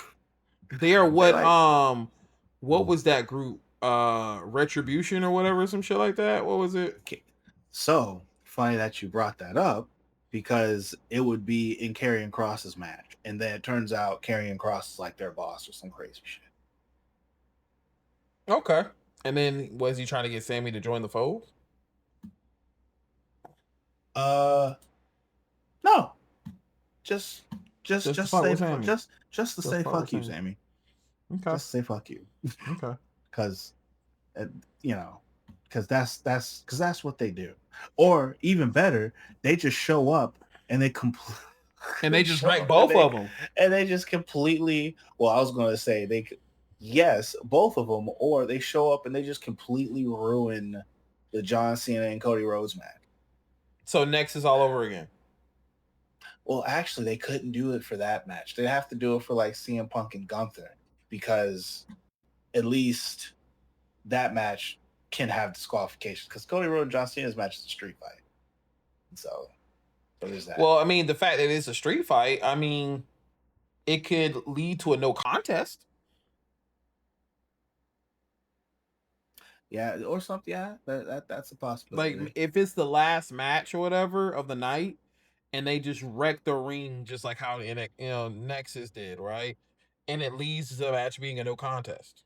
But it would have to be the second night situation. Couldn't be the first night. It has to be second night. Or scratch all of that. Obafemi comes up and he challenges Gunther. Because Obafemi needs a new challenge because he's literally beaten everybody in NXT. That would be I'm gonna stick with the worthy Obafemi match. One. A worthy match. I'm gonna stick the Obafemi one because we can use that for when Gunther wins or when John Cena wins, and Obafemi's like, "I'm gonna fight you instead." I want y'all to know I've been wearing these way before Obafemi been wearing them, bro. I want y'all to know this, bro. This been on my neck since 2019, homie. We been rocking these forever, bro. I want y'all to know. I be wearing these. I wear these just to the ring. I wear these everywhere. Give us the outro. Give us the outro. Anyway, give us the outro. This motherfucker is my brother, and he is a hater. It be your own family. All right, guys. If you haven't yet, please like, choke slam that like button. Tombstone, subscribe, and we will be seeing you on the next time, because where the questions are real, the ring is sacred. The destruction guaranteed. It's your boys with the Big Brothers of Destruction podcast. It's the Masaku. It's your boy Swag Switcher.